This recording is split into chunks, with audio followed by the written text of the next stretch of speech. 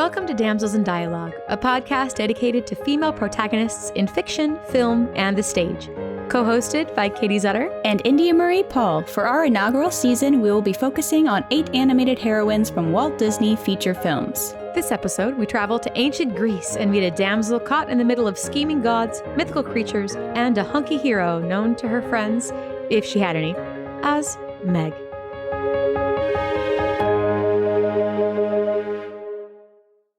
So today, as we mentioned, we're talking about Meg from the 90s movie Hercules. I feel like a lot of action-y non-princess movies followed that dump of Belle, Ariel, Mulan. Like there was a bunch that happened right in a row. And then this was kind of that era of the more action-y non-princess Disney movies. They're trying to find their way again, and then they switched to CG. Yes. So it was like a last attempt at hand-drawn that wasn't fairy tale, and then they flipped back after Princess Frog to full CG sense. I'm very excited about this episode because I know a lot about Greek mythology, but I actually know nothing about Megara's real origins. From what I understand, it is not what happens in this movie. No, she does not really exist. What? So, we'll let's start with, okay, normally what we would do is we would talk about the origin story and then the film and then moving on. So, but this one is annoying because the origin story, and they were so proud of it. They were like, Disney was like, we did a thing. We made our first based on Greek gods stories. The first movie from it that we've done, it'll be great. And then they wrecked it so beyond recognition. It's insane. Really? If you're going strictly Meg, well, first of all, if you want to just go straight Hercules, they used the Roman name. Yes, I did realize. So that was really annoying. It's Hercules. Hercules is the Greek pronunciation, and Hercules it's like is spelled Roman. totally different. Yep. So that was the first. Ooh. When I was casually looking it up, it was like, Greece did not like it. I'm like, oh, why? That was such a fun movie. Like, and it is. It's a really enjoyable, fun movie. So I'm like, man, why did they like it? Well, so going specifically into Meg, they took nothing from Meg. The story of Megara is that she is the princess of Thebes. Her father is the king of Thebes. Creon? And he comes and saves the day, and Creon goes, thank you. Here's my daughter who's sweet and innocent. And then they get married, have children, and Hera goes, I hate that he's happy because he's not my son. So she drives him mad, and Hercules kills his sons and children, which it varies between the stories if there's 3 or 9 children. And sometimes Meg is killed and sometimes she's not killed. Either way, she is always known as a tragic character, and Hercules atones for it. He has to complete 12 things. That's where it comes from her death, because Hera didn't like that he was happy. That Hercules was happy. Yep. Has nothing to do with Meg. Meg, the only thing about her is that she is, and that's why they like her in Greece, is that she is this truly tragic character, completely innocent, sweet, kind, caring. Like there's nothing really about her. She's not just sassy. She's like this pure princess. She has no personality. She's a princess. No, she's of Thebes, and you don't know anything about her until she is only used to be tragedy for Hercules. She is not mentioned until Hercules saves Thebes. So she looks nothing like Meg from the movie. Nothing. Great. So they didn't take anything from that, to be honest. The only thing they took from that is they were married. And that was Hercules' first wife, because he had a couple, right? Okay. Okay. And that's it. So that's where they took the name from. And it had nothing. So that is really, that made me really angry. How far she has fallen from princess to like enslaved minion of Hades. It's just, they made up her character, which I'm fine with, but I really dislike that they are falsely advertising this. Yeah. And that's what Greece was like too. And Hera, as Hera always is angry because Zeus is a man whore. So I don't blame her for always being angry. Oh, yeah. I totally get it. But yeah, so he had to complete the 12 labors. That's the word that I was looking for. But yeah, that's it. That's all she is. Now, they didn't base her personality or anything off of this. Otherwise, she would not be this either. But they did take the meeting of Hercules' second wife. And that's how he meets Meg. Minotaur. The river god. River so god. in the original story, he sees her being courted by the river god. They're named differently in the original story and in the show, but it's still like the same concept. They're both river gods. He's trying to court her, and Hercules kills him and marries her. In some stories, he rapes her. Like there's, you know, it's a little convoluted, but she ends up killing him in the end. She is called manslayer. So she also doesn't sound like Meg because she is not. They don't have any personality traits. No. Either they're the same. So how both characters, I appreciate them on their own. I think they're cool. I'm going to say her name wrong, and I'm so sorry. Deianira? So that was the second wife. Like that. And she has a lot more to her. Okay. Because she did kill Hercules, and there's plays where she's the main character and stuff like that. So they're still great, but they are not like Meg at all. Yeah. The story itself, too, which we can talk more into the after hours, does not reflect almost any of the gods correctly. Yeah, definitely noticed that. Yeah, something that the Greek really, really disliked was the portrayal of Hera and Zeus. Zeus especially. Really? They were very angry because Zeus is a terrible, terrible he's character. Awful. He is not a kind, loving father.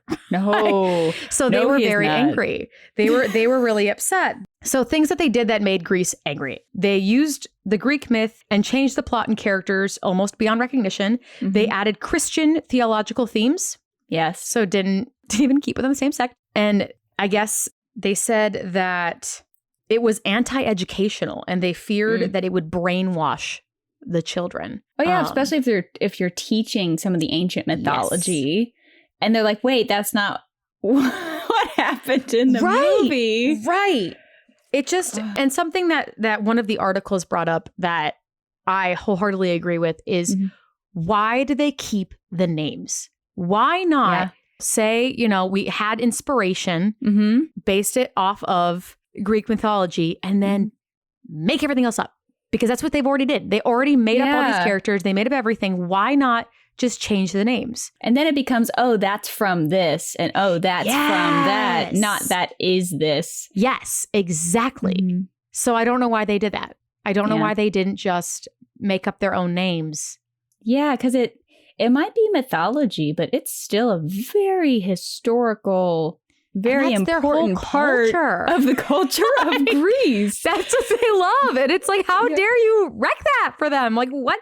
Yeah, it tanked in Greece. Yeah, like, theaters lost money. I did notice watching that the gods felt very archetypal, and that they were given kind of one trait for use of comedy, more so than I remember. It was very much a comedy. They purposefully did it a comedy because they had gotten a bunch of crap for doing too dark Hunchback and Pocahontas and a couple other like darker ones right before that. So they're like, this will always be a comedy. And maybe that was where they went wrong, is they were like, maybe don't pick someone's culture to make a comedy out of. Yeah. But, I don't know. But going back to the Megara inspiration, since it's not actually based on any Greek mythology, so they actually based her on Barbara Stanwyck's character in The Lady Eve from a movie in 1941.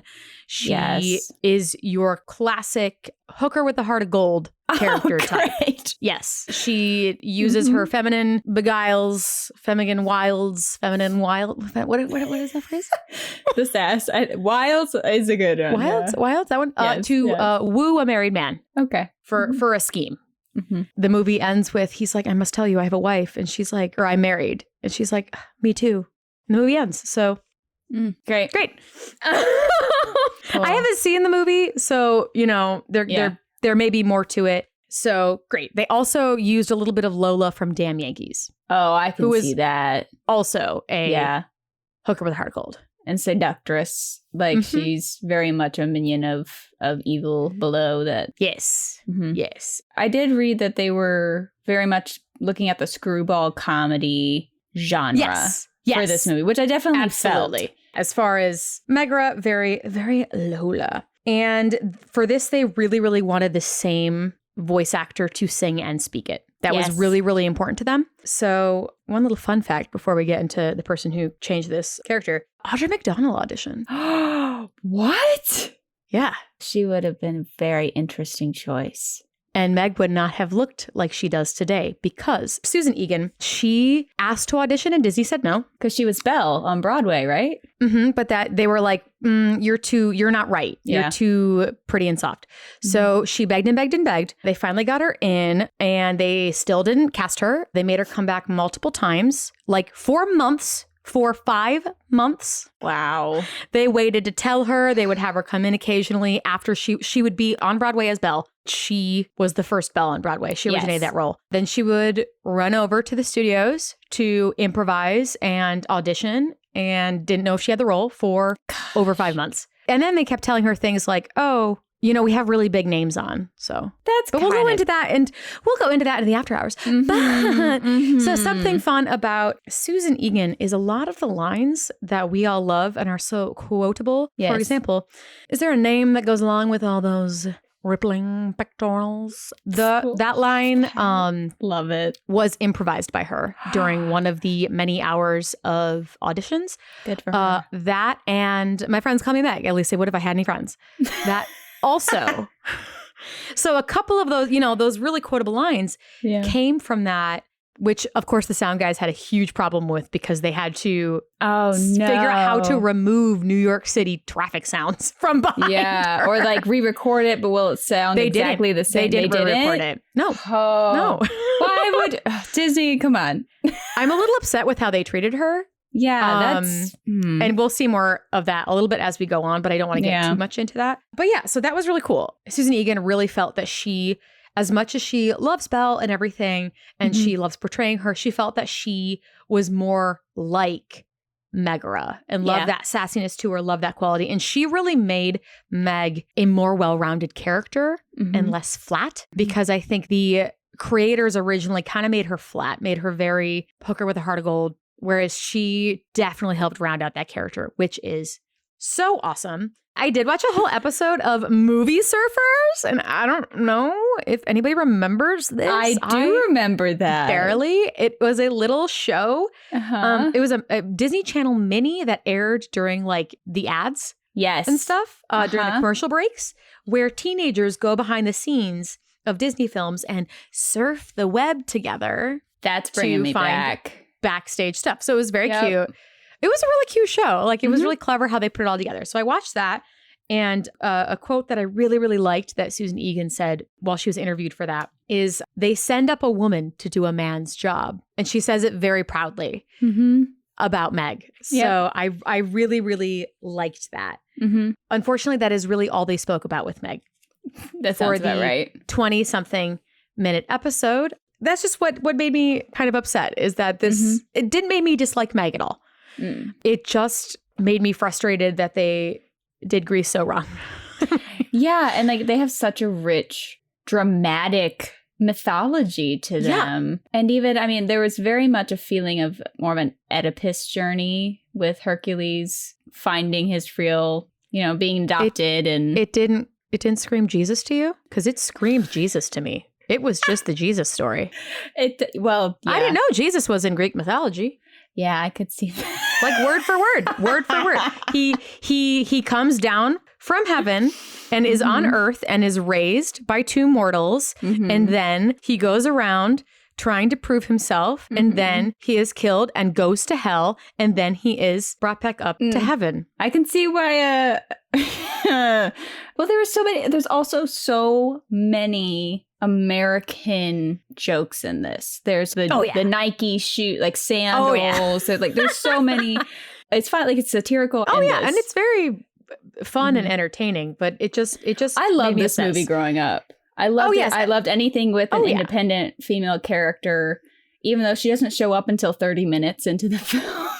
I realized that. I'm like, wow, I'm watching a lot of this movie waiting for Meg to show up to study her. But it's not about her. It's not. And they didn't advertise it as her. So, that's fair. They weren't baited or anything. No. And I did find myself continuing to love her relationship with Hercules for a lot of reasons. And I think just for this, and this may be one of the only podcasts that we do this for, I think we have to separate it from its intended original medium, because it's just not the same. They are not the same characters as Greek mythology.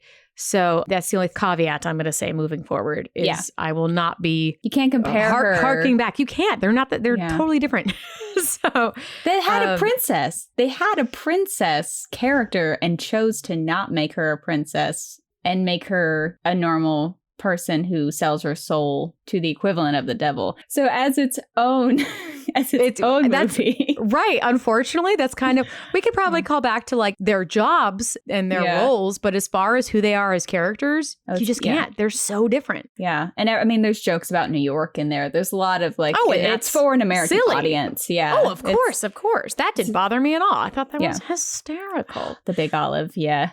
Right. The line of and you're wearing his merchandise. Like, that was great. Which was a thing. Like, it wasn't exactly the same, but like in ancient Greece, athletes were famous and were drawn on vases, vases, like it's... none of that.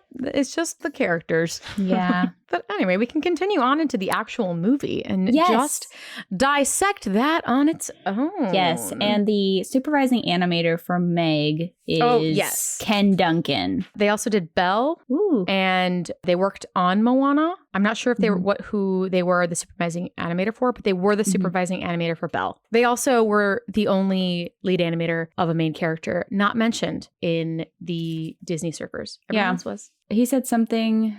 I remember looking up because I always like to look at what the style was because this is a very stylized movie. Oh, they tried to go off the Greek. They went vase-like. That's why her hair looks like a vase. Yeah, that's why I realized going through that I really think they did take from the Greek paintings. It really felt like they took from those angles and those kind of odd shapes because like she has really long eyebrows and she has really pointy lips. And so they are very characterized and stylized. Oh, yeah.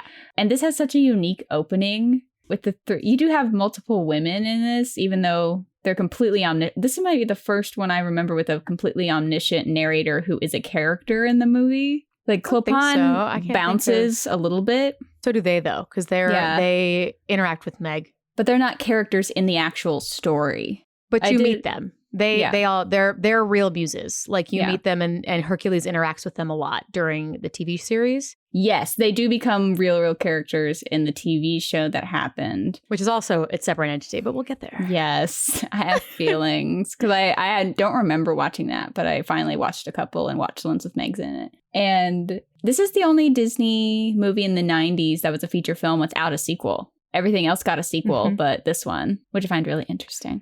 I think it was, I don't know. I didn't feel like I needed a sequel. I didn't either. Yeah, I love the girl gang though. It's great. I do love the body girl image gang. Is great. The music is definitely beautiful in this. It has nothing to do with Greece. It's gospel and R&B. It almost was Spice Girls. Fun fact, the Muses were supposed to be the Spice Girls and they turned it down because of scheduling issues. Thank goodness, because that just would... Not that they wouldn't have been fun, but come on. The gospel Muses killed it. They were so good. They were amazing. The shortest one, I kept thinking that the shortest one is Thirsty. She is so the whole time. Attracted to Hercules. And they all are, but she's like alarmingly attractive. Yeah, I'm like, attracted to him. You're okay. Like, it sometimes pushes the boundaries a little too far in the TV show, but in the movie, not too much. I think the movie is just enough where it's funny. The movie keeps the cap on it. TV show goes a little crazy with a little of the sexual tension.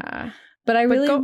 No, what were you going to say before I jump back to Meg? Oh, I was going to jump us right back. Oh, great! Yes, let's jump back to Meg. We have the Muses, and then we kind of disappear from that world. You kind of focus completely on Hercules, which is great. But Meg... Obviously, we all know she's sassy and confident. We love that about her. Yes. I love that in the first scene, she pushes Phil off her lap after he does not ask. And just so gross. Yeah, he's real gross. He's real gross. He did not age well at all. He is a creepy old guy. And you just get this feeling like how much has she had to deal with that? And like even with the nymphs and he's so creepy. Yeah, that didn't age well. Him as like a silly, curmudgeonly satyr, that was still fun. But just how creepy he was to all the women was something already that, well, first of all, it doesn't really pass the Bechdel test. No. The only time that maybe you could count it, but not really because they're talking in a group, is when they're standing around the fountain and Hercules and Meg are not there. It's the people talking about all the disasters going on. Disasters.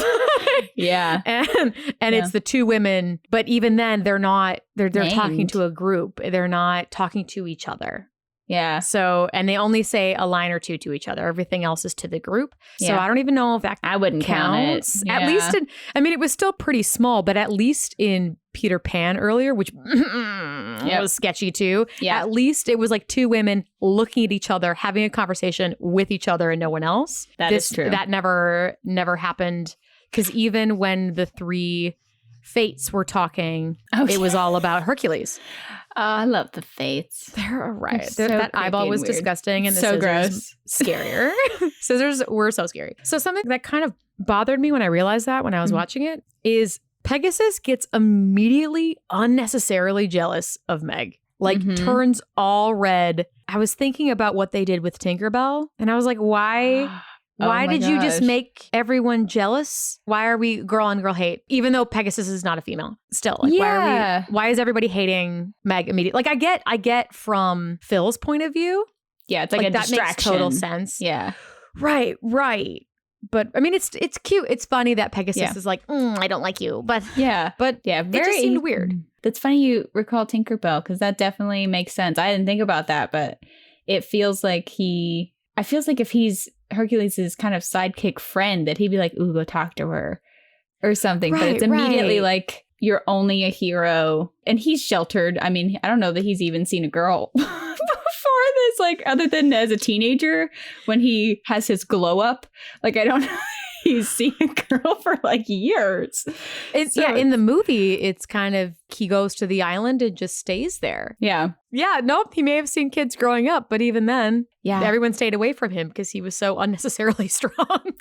And you have like, she gets the beautiful entrance of after she gets dumped from the Minotaur, and she really, and they have that like first look moment. Which is great. She's what a great way to meet her. Yeah, light such a shining, and then have like film noir music playing in the back, which really calls back to the screwball comedy when he like sees her. But this comes with the famous. I think why I loved her as a kid was the "I'm a damsel, I'm in distress, I can handle it." Like such a good line, and it plays against everything you would expect in a hero story.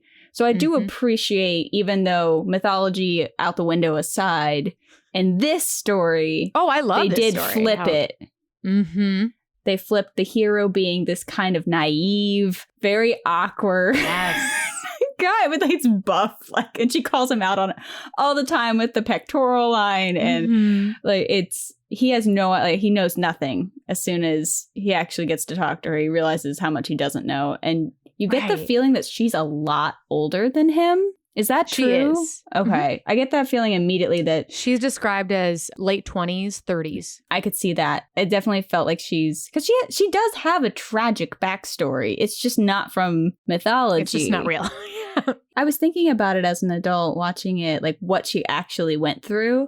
Yeah. And that guy that left her, it's just got to be the biggest piece of trash in the world. Like, she sold her soul to save the love of her life, and then he left her for another girl. You appreciate that, and you understand that she's jaded and why she's jaded. And that was something that was in a news article, like a review about the movie, that this was the first female character with a backstory. Yeah. Like a full backstory like that. That wasn't a fairy tale or anything else. Yeah. Which is really great. Like it makes you feel for her, and you feel for that and see that cynical side and go, yeah, I get it. You get it, girl. Yeah, it feels so justified. You don't feel like, why is she so like sassy? Or why does she hate the world? Why is she so anti-man? It's like, well, because she sold her soul to Hades and he left. Right. So that's a huge, that's also why I think she felt older, and she has all these lines. You wanted to be petty and dishonest. When he asked, like, he wanted to be like everyone else. It's like, yeah, I get why. And she kind of has this arc of learning to believe in people again. Yeah. Like, she does get an arc. That. It's beautiful. It's a cynic versus the idealism optimist. It really is that. And she learns to kind of open up, and Hercules learns reality because he's got none of it. I did appreciate, this is a little bit of a side note, but I loved in his training how many times he murdered that stuffed damsel. And it was the same one. It was the same one over and over again. And then they pushed the button and made it a blow-up doll. That was weird. That was weird. But it was very funny. That poor doll, for the kids, what a gag.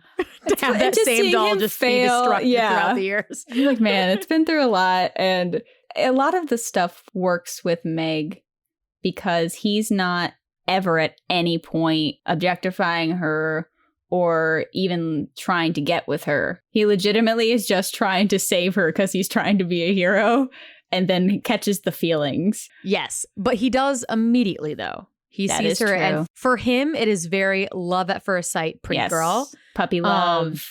Very for puppy her, love. Not so much. For her, it's very like, because she's more mature and she's not about that. She's more interested, which I also very much enjoyed. It was really refreshing to see for men to have a guy who is a manly man. Yes. Like Hercules. I mean, it's his. Right. Right. He's this like sweet, thoughtful, like, I picked these flowers for you. Like, he's just a bean. He's just a bean. Yeah. And like him so clearly liking her so quickly and so fast and so much more right away than she does. I thought that was really refreshing. And it was nice to see him visually go through all his feelings about her. Because that, I don't know, that was really great. Yeah, you see him fall in love instantly. You see his puppy dog love, which is beautiful after that kiss on the cheek magic. Yeah. And then instantly get torn down. Like he grows up in this movie. Yeah, oh yeah. Completely. And it's so innocent too. Yeah. He is, I mean, he's very much enjoying her curves, but he's not like, I'm gonna get some. No, it's not very at all. Much. He wouldn't know what to do. I'm just gonna want to hang out with her and then maybe I'll kiss her, but I don't know. We'll probably just hang out more. Like I don't know. He's so sweet. And that's good because I think that it shows a lot for Meg because he does meet a lot of people immediately after that. And that doesn't stray him from her. Well, he gets attacked by fangirls and then Meg shows up. It really makes Meg the woman of the movie and all the girls, the fangirls of the movie. And he is just completely uncomfortable with all of the attention. It makes him very lovable. It makes him kind of exactly the foil that she needs to stand up to Hades. Yes. When we're kind of jumping around the film, but when she says, read my lips, forget it, to the god of the underworld who owns her soul. Like he legitimately owns her soul. And she says, I'm not going to help you hurt him. That's a that's a huge deal if you're in the world of the gods. With that moment, I think Disney discredited a little bit because they make them kind of buds, if that makes sense. Not like friends, but like at the beginning, they very much set up that Meg has been with him a while and they have great banter. They have very similar comedic humor, things like that. And if he was a little more nasty to her and more threatening to her, I think that would have landed how I wanted it to. And it was still good. It was still a powerful line. I still very much enjoyed it. It wasn't like Nani, to harken back to her, that's like yelling at aliens she just met. Right. Like it wasn't that because she does talk and she is sassy with him without consequences. So I do agree with that. I agree that it could have been more powerful if they had any kind of real, like he's a villain, but he's like the least scary villain. He doesn't hurt anyone. He does not ever hurt anyone. The only things he does is he will pay or manipulate other people to do things. Yeah. But he doesn't even think twice about at the end when Hercules is like, she can't be hurt. And he's like, I'm not going to hurt her. Of course not. That's fine. Yeah, it's fine. Like add that clause. Yeah. Like Why not? Which ended up being his demise. But I do really enjoy their relationship. It was very unique. And she may be the only one who has that moral ambiguity quite as big of any of the shows because like I said, when you first meet them together and she's like, he made an offer I had to refuse, and Hades is like exploding and she's like matching him line for line and he's bantering back at her. He explodes things because he's angry and she's so used to it. She dips down like okay, is your temper tantrum done? Right. Like what do you want? And this is an average Tuesday. Excuse me. He does always hurt Pain and Panic. Oh, those two. But never her. And she definitely gives Pain and Panic a lot of shit. Yeah. Which they deserve. They definitely deserve. But she's not evil. Nope. She is forced to do the things, but she's accepted that she's who knows what other kind of things that she's done for Hades. Oh, yeah. I think right. At this point, because of her backstory and everything, which gives her validity to everything, she is in it for herself and that's it. And it isn't until, like, she probably did a few evil things and helped because she's been working for him for years. So that moral ambiguity is definitely there. Yeah, she didn't think of any of those evil things, but she still conducted them. But it isn't until Wonder Boy starts to change your mind. And I do appreciate that it takes time. Yes. It takes time. When the Hydra starts to happen, the Hydra comes out and she's like, get away. But it's very half-hearted. Yeah. And then when he wins, she's like, ha! Like it gets more. And you see her fall in love with him and see her change her mind, which I love witnessing that growth and not having it be instant. Yeah. It's like she probably has done things and manipulated people for Hades before this. But it takes someone who truly is pure at heart and innocent for her to realize she doesn't want to do it anymore. And she does have that, and that's what brings her to the Read My Lips. But she is one of those teetering on the lines of, I could see her having done a lot of things she's probably not proud of. Well, of course. And it takes the optimist or the sunspot to change her. I actually started getting really weird connections to Rapunzel in this with Flynn. Oh, yeah, they're very, You have the cynic who learns to trust and be hopeful again because of the optimist. The cynic dies. And Disney reuses a lot of their things. It was, it was one of those, like, this is a connection I never thought I'd make. It's funny you say that because we'll get onto the series in a little bit, but there's more Rapunzel references. That's so funny. That too. That's not so direct, funny. not they haven't like stated they've taken things from it. No, but you could, but it definitely, there's too many parallels. It's, she started in an iffy situation morally and then ends up choosing to do the right thing. Right. And then gets used against the love interest to think that they didn't love them. It's all coming out now. Yep. I would say I think Meg probably has a darker past than Flynn. Oh, yeah. Which is also kind of cool to have this strong, very strong, independent woman. I can tie my sandals on my own. Tough girl. To be, like, I don't know. That was really cool. And I think a lot of women related to that sassiness and that strength that she has. Or aspired to have that amount of confidence. Oh, yeah. You know? Yeah. Like, that's to be able to say some of the things without falling in love with him, to say things to Phil that you hope you can to all the creepers. Right? Gosh. Yeah. That he bothered me with her. Like, he calls her sweet cheeks. And then as soon as she rejects him, he instantly hates her. Oh, yeah. Like, instantly. Oh, and yeah. then it becomes a whole thing. He gets mad at Hercules the second that he accidentally scares off it's Phil. Yep. I kept writing in my notes too, like, she's manipulative, useful for Hades. Yep. She's sneaky, clever, pessimistic. It's so interesting that she has so many qualities that a villain would normally have. But because of how she's portrayed, you love her. Like, you just love her. She becomes an underdog. She does. And she becomes like a redemption story in the movie in a way, because she completely changes sides because of hope from someone. And something I wrote down was her hips. Like, when you see her first really like swish away, I'm like, her hips would fall out of her socket. Like, there is no physical way that they bell the way that none they of them do. make sense. Hercules' feet are like 2 times as big as his face when he's a teenager. Yeah. Like, the proportions are so strange in the movie, but I think that was kind of, I didn't mind it because I think that was kind of the aesthetic and the fun and the comedy, the over exaggeration. Yeah, that hip swing was real. That was a really specifically after the first meeting, as she's walking away, it's like, bye, Wonder Boy, and walks away, and it's watching you. It's like, oh, that's a lot of movement coming from her. It was like they didn't even make frames of her hips going from side to side. It was like they went boop, boop, boop. Yeah, it's just like forth. straight Yeah. side to side.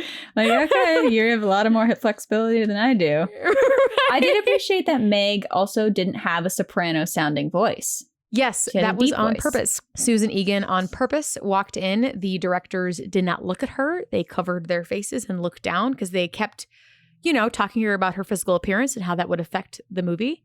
Gosh. Yep. So they wouldn't look at her, and they were trying to just take in her voice, and so she continuously auditioned with this huskier, lower voice that doesn't sound like Belle at all. No, I was really surprised when I realized it was the same person because I listened to the Beauty and the Beast She soundtrack loved and this character. Yeah, it's fantastic, and it really she created two very unique stories. Yes. She really helped make this character, and I really appreciate that of her because Meg is very cool, including all her faults. Like, I think it's really, she's very relatable. She is, and she tries really hard to do what Haiti wants and is good at her job. Like, she does completely make Hercules fall in love, but then catches feelings along the way. And I laughed out loud when after Pain and Panic show up on the birds and ruin the date. Because it's going so well. And she starts advancing on Hercules and like asking him about if he has any weaknesses really sexily. And he's just like backing further. He has no idea what to do. He's so overwhelmed. It's like, oh, honey. Like, just no idea what to do. And she doesn't know what to do with that. No, she's not used to that. Yeah, it's... I mean, she still definitely gets there. Yeah. She handles it much better than Flynn does. But I think she has more at stake. Yes. She has more at stake than Flynn. Because if they don't really talk about the reality of what Hades could do to her, and that's what kind of plays into him feeling like a chum to her, is if he controls her soul, like he could just send her to the underworld at any second. Yep. Or torture her. Mm-hmm. We never really addressed that, like, the stakes she has and her saying, I'm not going to do this. And she was very willing to, I think, take that fate rather than hurt Hercules because she doesn't play any part after that other than being trapped and shown to him. She doesn't do any more. Right. And even then, she still goes out of her way to save him. She's been trapped. She's been outed, if you will. Yeah. And I really, really liked about her character where her and Phil have never gotten along. Yeah. Her and Pegasus have never gotten along. Yep. Nobody likes her.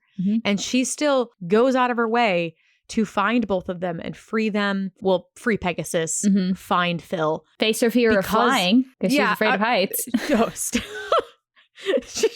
I also don't think Pegasus makes it easy on her. Oh, not at all. Not at all. I do enjoy the post-flight hair that they draw on her after her first ride. It's really entertaining. Yep. Really like that. But yeah, I like this. She still shoves down her pride, if you will, and gets these people because she knows that these are the characters who will be best suited to help save Hercules. Yeah. And she does die saving She does him. die in a very horrible way. Like that, the internal bleeding that's insane. That's not a way you want to go. Pushes him aside again. And none of the other characters did that. So people have been saved and have done heroics to save male characters, but she legitimately puts herself under a column in a way that I don't know that we've seen before. That so much for the light version of a movie after Hunchback. Like you have the main heroine die and go to the underworld. Right. Gosh, it was very the comedy in there really made this less scary than it could have been. And one moment that really hit me when I was trying to really figure out the arc of Meg as the adult watching it was when she sees Hercules heartbroken because she has had to become the person who left her. Like she has had to become the person who completely destroyed someone and that he sacrificed his strength to save her. And then realizes that she was manipulated, that she has to be. She knows exactly what that feels like. Yeah. And then when she starts crying and collapses to the floor right away from Hercules. So both of them are like completely heartbroken. And I just want to be like, but she didn't mean it. She just loves you. So that hit me because she has to see the impact on someone else that had happened to her. And then pick herself up and do everything she can to save him and try to right it the best she can. And she did, in his defense, she did need to. She needed to go that extra step because she did start this manipulating him. Oh, yeah. You know, but I feel like Meg is more relatable and I liked her more rewatching it as an adult. I do too. And I still loved her as a kid. Like, oh yeah, I loved her as a kid. I tried really hard to get her plate from either Burger King or McDonald's. I never got it. I got Zeus and Hercules. Could never get a Meg plate. When they were doing those randomly. Yes. But I loved her, and I think as we've learned from the podcast so far, I fall in love with the characters who are independent. Yeah. And kind of had things to say and had witty banter back. And she definitely did. But as an adult, the cynicism she has towards the world, towards guys who hit on her, towards heartbreak. I really love her song. She didn't say I can't say. She said I won't say I'm in love. And I think they started writing a different song for her. It's like, I can't believe my heart or something like that. I vaguely remember this as a fun fact that popped up on IMDb, that they started writing her song along the lines of I can't believe my heart. And her supervising animator, Ken Duncan, went, that's not her personality. That's not a lot. That doesn't match who she is. And so they wrote I won't say I'm in love. Which is so fun. It's so good. It's so good because it's such a full inner conflict. And it have the muses in it. Yeah, I love the muses being like, don't kid yourself. You're in love. It's just so... Everyone's had those feelings where like, oh, I shouldn't fall in love with him or I shouldn't like him. And then it's just so... It's too late. Too late. You have feelings. He kissed you on the cheek and it was the cutest thing in the world. He pulls down a flower from a tree. Yeah. He's just so sweet. And sometimes he has those moments where it's like he's pulled down a flower from a tree and she's like, that's really weird. But then he like gets the courage and kisses her on the cheek. And you're like, oh, look, okay, there's some moves in there. They're deep. But they're there. God, he's such an idiot. He's such a lovable idiot. Even to make some of the deals he makes with Hades, I'm like, he's the god of the underworld. So what? Two, the deal at the end where he's like, I'll go get her. Why did you not just say, bring her here, god of the underworld? Instead, right, which is interesting because he corrects people constantly because he's very intelligent, which I thought was interesting. They make him very intelligent because when people are... because he's so sweet. They'll make sarcastic comments to them or whatever. And he sometimes is too logical. And he goes, no, but this. And I think that's why Meg... 3 words. Yeah. No way. That's no. 2 words? That's like he has a couple of those where he's just so innocent and sweetly intelligent. But then... And it takes that kind of pure naivete for Meg to believe in people again. Right. Well, and he believes in her, too, which is I think she hasn't felt that before because it's not like, oh, you're there and you're pretty. I mean, there is that to it, but he's not. The goal isn't to get with her. The goal is to be around her. Yeah, he didn't make one advance move on her. You just get to see him not care about fame. There's a lot that she sees, and it is over time. He does the montage of the labors. That's a lot. There's a lot of time spent in it, and I do love the message of the overall film of a What's hero. In your heart. Yeah, a hero is strength is not like in his muscles, but in his heart. There's a great line I just horribly paraphrased, but it's that along the lines of that being a hero isn't about strength. Yeah, physical strength, which I think is a really great message, and. She loves him so much that at the end, she legitimately is ready to let him leave her and go be a god with his family. Starts to do an Irish goodbye and walk away to let him do and that's how much she cared about him. But something that always bothered me, even as a child, and I was re-reminded of this watching it, is why wasn't Meg turned into a god? I was very confused by that because she didn't go as far, and obviously as an adult I'm like, okay, she didn't go this as far as Hercules did, but she still sacrificed herself a couple of times and then paid the ultimate sacrifice for Hercules. Yeah. Like a few times she sacrificed various things. And then so I was like, it's like, do you have to have a drop of God in you? Like, do you have to be a demigod to then? Because Hercules saved your life and he got to be a god. Yeah. But you also saved his life. I feel like the only way that they can justify it is they have to be of, because he's not a demigod in this. He is a full-fledged god. So he has a drop, like you're led to believe he has a drop left of godlike blood, spirit. I don't know the logistics of that. Wishy-washy? Yeah, I don't, But because if you just gave god status to mortals, there'd be a lot more of them. Right. But yeah, it feels weird that but why does she get to go to Olympus? Are mortals allowed on Olympus? Why does she get to go, but then Phil does? No, Phil's there too, I think. Phil goes with Pegasus because Pegasus takes him up. Yeah. And are you telling me that if they could visit Olympus after this moment, couldn't he have just gone and visited his family? Right. There's just a couple of plot holes when they made up the story. Yeah. But still. But they made up the story. They did made up the story. Completely. But that was a beautiful moment at the end. And you do really, really like Meg. She kisses him at the end, which I always appreciate when it's the girl who makes that first move. That she has a full arc of finding that she wants to be a better person and finding a way to get freed of those, because even if she wanted to be a better person, she still has her soul. Right. But that's why she's not a villain, is because she has the catch of I have to do what he says. Yeah, she's contracted. Yeah. And then the heroic thing would be to choose death over immoral things. But that's why she's human. Yeah. And that's like what they brought up. A lot of newspapers, when they were making reviews of the movie, they really liked that moral ambiguity. It made her very unique. Before we get onto the very brief synopsis or brief television chat series about the television series, I had to look it up because I laughed really hard when you first meet Pain and Panic, and Pain says, your most lugubriousness. Yeah. So I looked it up because I'm like, is that real? Is that a word? Or is he just saying silly nonsense? Which could be either. Yeah. It means mournful to a ludicrous degree.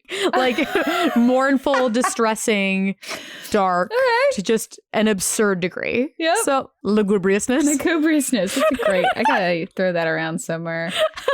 I love that. There's a lot of fun hints at stuff in the movie that they definitely were inspired by Greek mythology, and make references to him hitting his head on the Argo staff. That's how Jason died, was getting hit in the head. So there are things that it was just inspired by, as opposed to here's the story. There's nothing with Hades and any of Hercules' wife. No, that's the whole story is she is a princess, gets married, they live happily. It skips to they live happily ever after. Hera doesn't like that because Hera's not the mother. What an in-law, huh? There's nothing. Meg does nothing, but she is the tragic innocent. Hades does have lots and lots of stories with ladies but they just made up their own story, which is fine. I just wish they rolled with that. We were inspired by this, and because if you look at it from that end, it's great. Yeah. The false advertising I don't like. Speaking of false advertising, this Hercules animated series. Yep. Now, 98. I get that a lot of them take liberties when they go, because they're trying to make a series. They make things a little more kitschy. Yeah. They have to fit little stories in. One we talked about earlier was the Lilo and Stitch one. I think that was a pretty well integrated. They did lose some of the character development from some characters. Yes. To make it more kitschy and fun. Yeah. But it chronologically really fit. Yeah. It made sense. It was very clever how they did it. This, I would prefer to take it out of context and make it its own thing. It doesn't make sense. It doesn't make sense. It's still fun. It's still a very cute show, but it doesn't make sense in the context of even the lore that Disney built. Yeah. Because you're meeting gods left and right who don't live in. Well, they create him as going to a god's high school while he's a teenager, but that's when he would have been in the mortal world or right. So they're in the mortal world with gods that are there. Yeah. And so that's kind of strange to me. It's still cute, but definitely take it once again as its own thing. And the reference to Rapunzel is Cassandra. They just copy pasted her. She's the same person. They did. And then I did enjoy that they made her Cassandra the kind of crazy seer, because that is in Greek mythology of Cassandra, especially I think she's in the Agamemnon mythology, where she's the one who predicts what happens to him. I'm trying to use my theater degrees, trying to go. Yeah. And they do take bits. Like everybody's very loosely and poorly based on on a character. Yeah. But once again, they still use the real names, even though they change the stories and create different personalities. It's just the world is so cool that they built. I really enjoy it. I just why not just make it your own? Yeah, it feels like they're using historic religious mythology for their own purposes, like just taking one trait or one kind of idea and then making it whatever they need for their story, which is why it probably ticked off a lot of people. But this one, what upset me about this series was the amount of like inappropriate sexual advances. Yes. With Icarus and Cassandra. Icarus went real far beyond the silly, quirky far. And also, especially in the episode where there's only 2 episodes where Meg appears. Yes. Which is fine because it takes place before Meg exists. Just kidding. Apparently not. Because in one of the mad. It just doesn't make sense. They have this whole episode where they meet and it just doesn't make sense. Yeah. They make it where Adonis is her ex-boyfriend that she only went on one date with. Yeah. And that's what gets her to sign up with But they don't really talk about Hades yet. And but this is what like leads to Hades. And I just didn't like that. I didn't like that at all.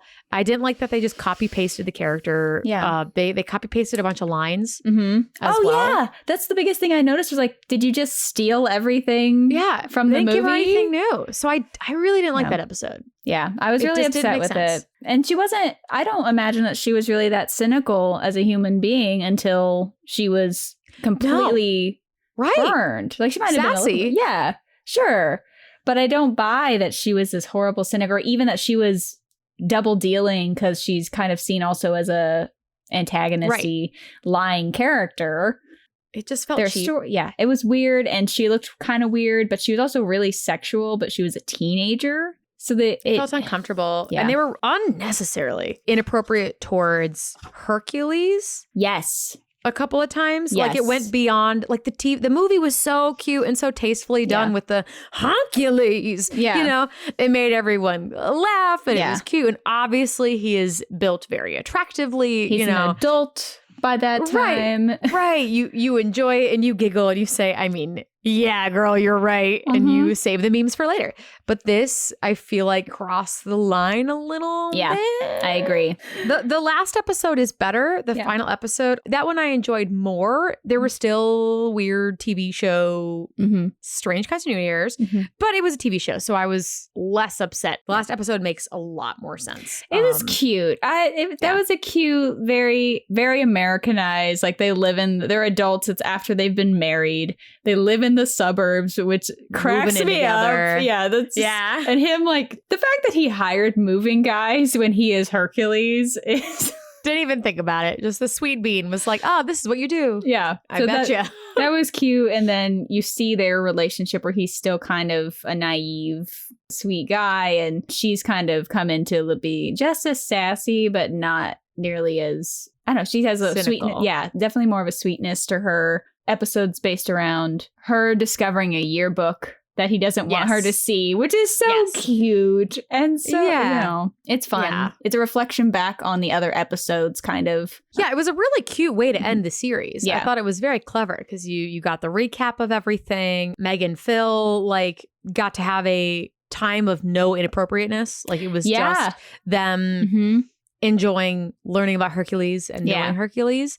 So that I really liked. Do I believe that Meg would go so far against Hercules' wishes that she would take Pegasus and fly to an island to find it? No.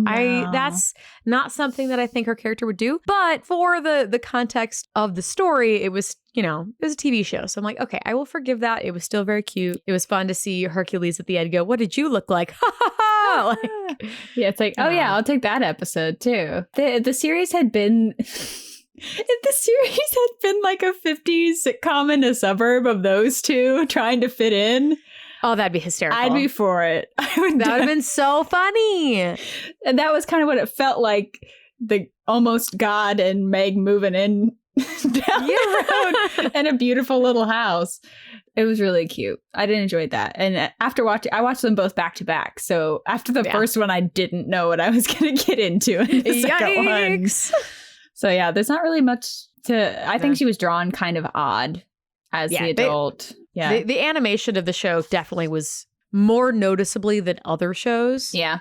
Like lower quality. And I don't know if it's just because the style was so unique. I think so. I think just seeing the style in the TV show, I noticed specifically with her eyes and her mouth was really inconsistent between shots. So it felt like there wasn't a solidified, because it was so stylistic in the movie, it was probably really hard to transition to somewhat of that, but not all of that. And then making that consistent and fast, I'm sure, was probably really hard. Right. So that kind of bothered me. In some shots, I'm like, that's not Meg. That's not what she is. But yeah, overall, I would definitely still take that a little separately. But I don't know. I like Meg as a character. I think she's really strong. I think she's very relatable, especially to adults. I think we've all been through, not selling our souls, but definitely been through hardships that make life harder, and then finding that thing, whether it be a person or a pet or a goal or something that kind of pulls you out of that. And I like that she retained her personality throughout, regardless of what was happening. They didn't suddenly make her sweet. Like, she's still herself. And I enjoy that. Yeah, I loved the transformation as an adult of the cynic who learns to believe or have a little bit of optimism again because of the joy of someone else, or because of the goodness of someone else. Because I think it's really hard to find. There's a lot of reasons to be really cynical, and I am constantly. So it's when you find those little bits, or those people that are really good, or the people that you can believe in or can find hope because of them, it's really beautiful. And you're right, she doesn't change who she is because of Hercules. She just shifts her optimism or shifts her perspective on the world. And it was really rewarding to see that, because she just has just as much sass at the end, and has a lot of good one-liners. She has a lot of good one-liners in this movie. So I enjoy a lot quotable. Of so quotable, some really great little banter. I love that a lot of it was improv. I'm really interested to hear a little bit more about the backstory with Susan Egan, because she's so brilliant. And she's... Oh my gosh, yeah. Since Belle, this was the first heroine who was voiced for both singing and voice. So there's a lot in between that weren't. And that was really important to them, which is funny that was so important to them for the female character. And not for Hercules.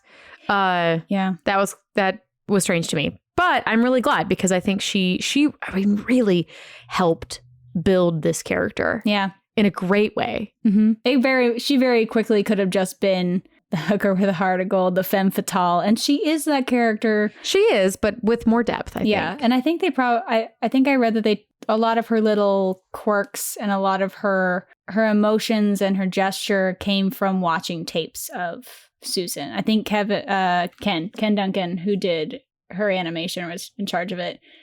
I think probably took because there are those little smirks or the smiles as Hercules is winning. It seems like she had a big influence, especially if she was doing some of the one-liners that make Meg so memorable. Lord.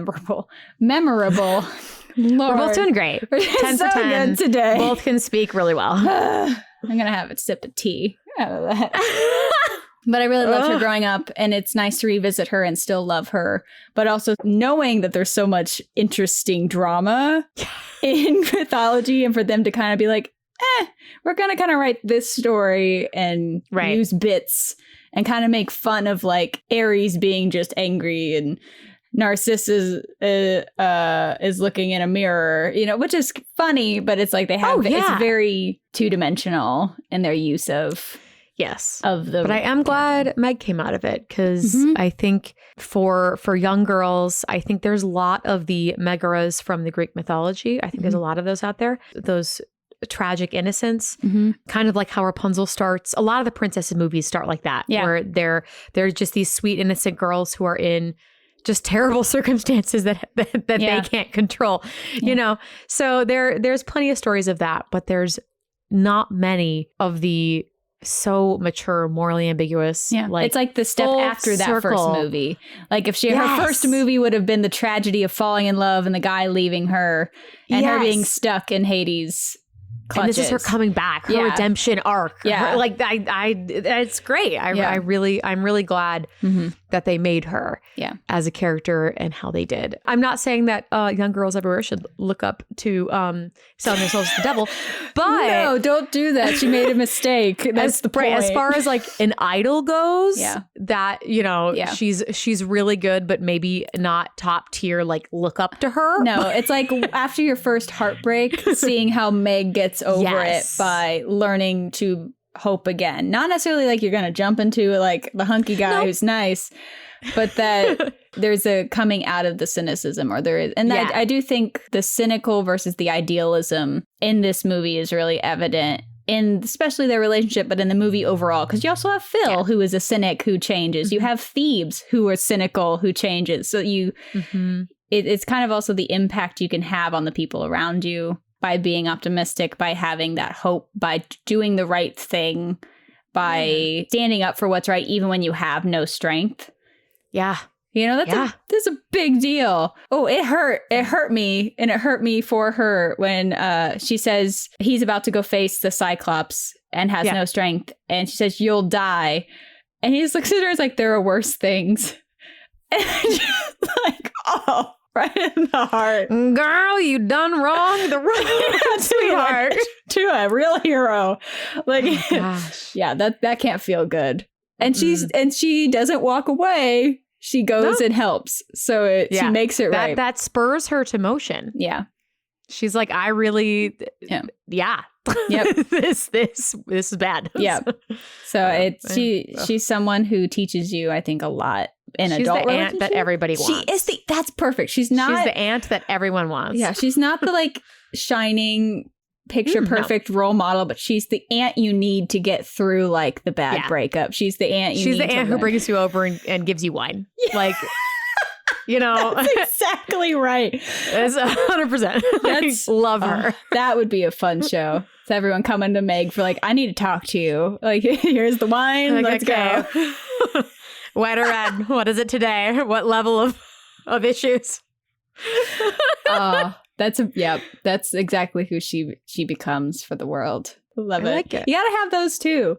We can't all be bumbling bright spots of sunshine like Rapunzel. We can't I don't know. We need a little bit of everybody. Yeah. Oh, I love it. Thank you so much for looking all of that up because I was very curious. There's a lot to dig through in Greek mythologies. Yes. Yes, there is. But that will be for the after. If you haven't realized, we're really excited about our After Hours episodes because all the fun facts we don't share in this, we get to talk about because they're not necessarily about Meg or about the heroine we're discussing. Exactly. You learn so much. Oh, it's awesome. But thank you so much for listening today. I loved learning about Meg because I loved her growing up. And I hope rewatching this. I'm glad we decided to go with her. I've been singing her song all week. It'll get stuck in your head. And I love it. But we hope that you enjoyed. And we hope you join us for After Hours. But if not, we hope that you enjoy our next episodes as well. Yes. Thank you so much. Bye. Bye. Thank you so much for joining us for this episode of Damsels in Dialogue. Tune in next week as we dive into another mythological adventure and meet the Princess of Atlantis, Kida. If you enjoyed listening today, we'd love to have you subscribe to this podcast and share with friends. If you really enjoyed our discussion, you can find more behind-the-scenes content, a peek at our research notes, and even entire bonus episodes on Patreon. Each month, we release a full After Hours episode where we discuss the movies we cover unfiltered and unrestrained, along with behind-the-scenes extras and notes. You can reach us on social media. Links to all our platforms can be found in our About section. Until next time, this has been Damsels in Dialogue. Have a nice day. This podcast is sponsored by Royal Princess Parties, LLC, and is produced by Hello Out There Audio, part of Hello Out There Productions.